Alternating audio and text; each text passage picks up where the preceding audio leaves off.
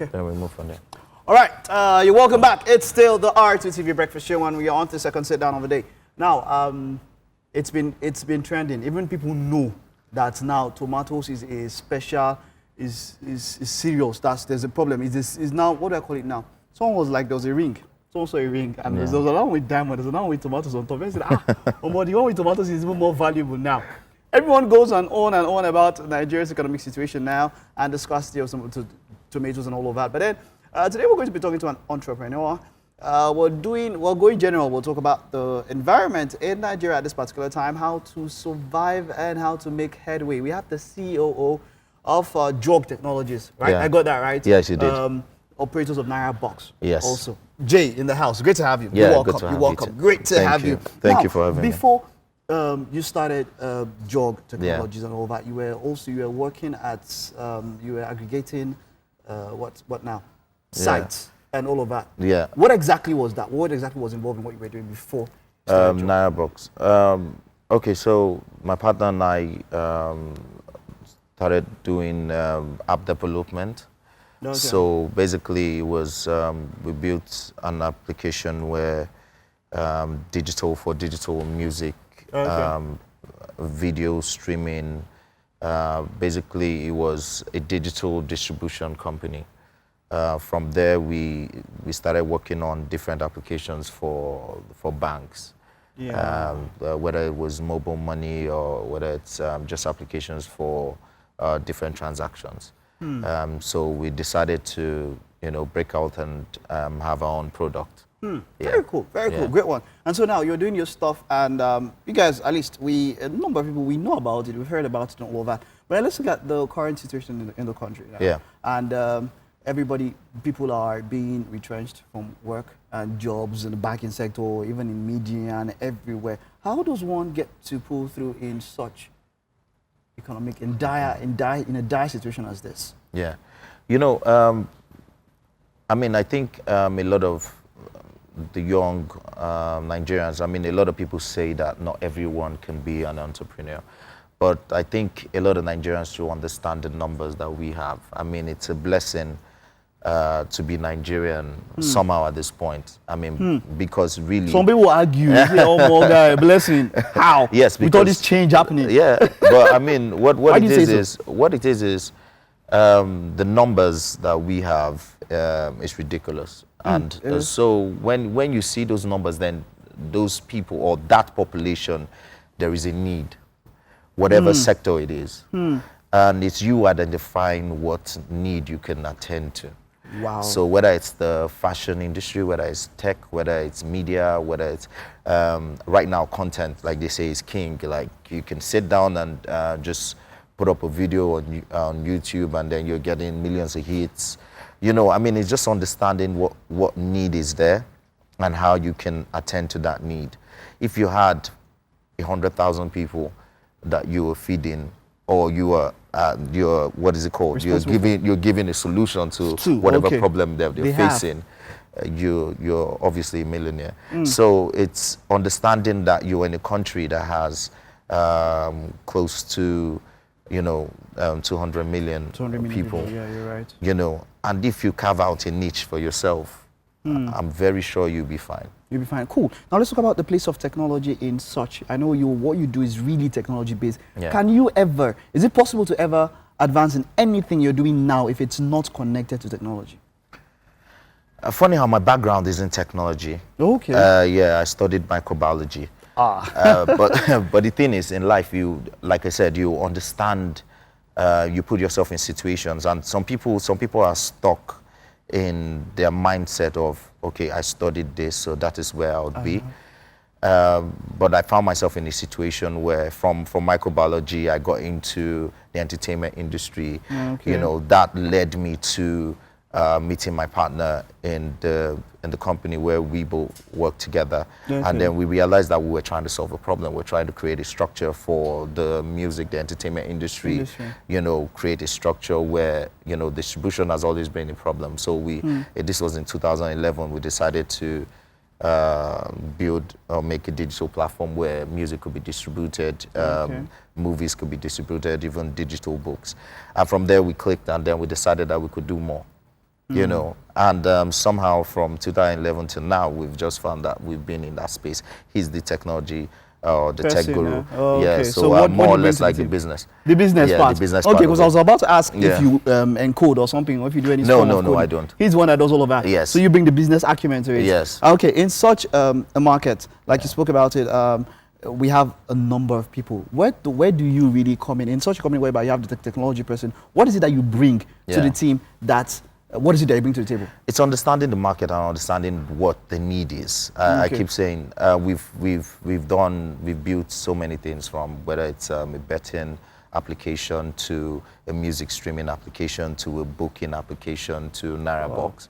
Wow. So it's basically understanding the need and knowing that that need is there. So that's what I bring. So it's thinking of the idea, whether it's in the medical field, how do we reach out to people? Okay, we have this technology to at our disposal. Okay. How do we solve this problem in this sector? Okay. So I then find out, okay, this could be made easier. We could bring in convenience by, building this application to make it work, and then how we take it to market. Who are we targeting?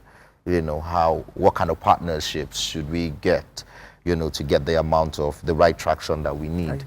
Okay. So basically I study, research, and then put that together. So even before he starts to build or develop, we understand that there's a market and there's a need. There's a need before we push it out. Okay, case study NairaBox. What need does it meet, and how does it meet that need? Okay, 2012 we realized that with the whole POS machine thing, a lot of merchants, and even I'm sure everybody has experienced it. You take your card and then you want to pay after acquiring some services, whether it's you've gone to a store, you've bought something, and then you want to use your card. Sometimes it says that you can reach your bank, or your bank has a downtime and all that. And so we realized that, okay, we could actually come up with a solution that we solve that. Okay. And then we decided to come out with NairaBox. NairaBox, apart from that, there was this whole cashless thing, and then we're like, how are we going to, be a part of that that system? And then we decided to create a mobile wallet. So what NairaBox is a digital wallet. It's an application that allows you fund it. Yeah, okay. You fund it, and then you're able to make transactions. So whether it's buy airtime, and then whether it's to make bill payments, so you can pay for your cable TV subscription, cable subscription, your whether it's your electricity bills, or whether it's your LCC toll, your you name it, your internet services. And then you can also buy your cinema tickets, you can buy your event tickets. So everything we've done on NairaBox is we try to address an issue. So for the in-store payment part of NairaBox, we decided that we wanted to create a system where you have 100% success rate anytime you want to pay in a store. 100%. 100%. In a country that has challenges with ICT when it comes to connections and all of that, yes. How is that possible? How so is that's it. So you see, our technology is amazing. Okay, so, I like that. Yeah. I mean, that's confident, I must say. Yes, it is. So my users or NairaBox users are able to pay offline. So you don't actually need the data. You don't actually need data. So you have the application. You can actually access your application without data. Without data. You pay. So what will be the medium then? SMS? No. It's still barcode identification. So basically what we've done is each store that accepts NairaBox has a device. So that device now accepts the payment. So for instance, you have the app. We use the QR codes which the device that is in store would read, will scan and read.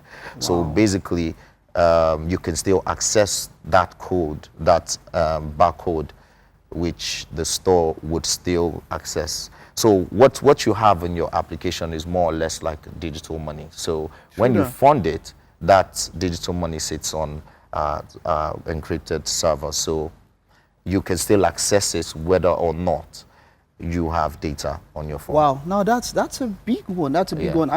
How much of services do you think in this country that can be accessed, or that can be put in such a way that you can access them without data? Because now a number of things. Like you spoke about, can I pay my bills also? I can pay all the bills. Like you spoke about cable subscriptions without data? No, you can't. Okay. Because for cable subscriptions, you would still have to access inside the app. Okay. To be able to make those payments, because we've integrated with the different cable companies, and they would have to read. So basically, you still have to go in. But the other features you can access without data, apart from the in-store payment, which was the major reason why we developed NairaBox in the first place. And that's why it was paramount for us to make that an offline feature as well.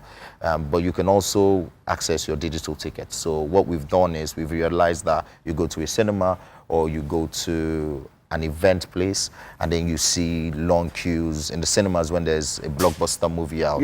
You go to the cinemas and then people rush in and then saying tickets are sold out. But with NairaBox, you can buy tickets in advance. And then when you get there, you have, when you buy a ticket on NairaBox, it comes as a digital ticket on your application. And then when you get there, you present it, they scan it, and then you walk away. Am I buying at the same rate? Is there any sort of extra? Right now, the discounts on NairaBox. It's lower than what I would get at exactly. The gate. Wow, that's wonderful. That's wonderful. Now, considering that, let's see, as a solution to a lot of people now in the country, we know e-commerce has really moved forward, but then people still love that. So people still want to have that effect of feel. You know, they would rather, if it was an e-commerce site, they would rather want to pay on delivery, rather than want to access anything online. There's just this thing about people being scared online.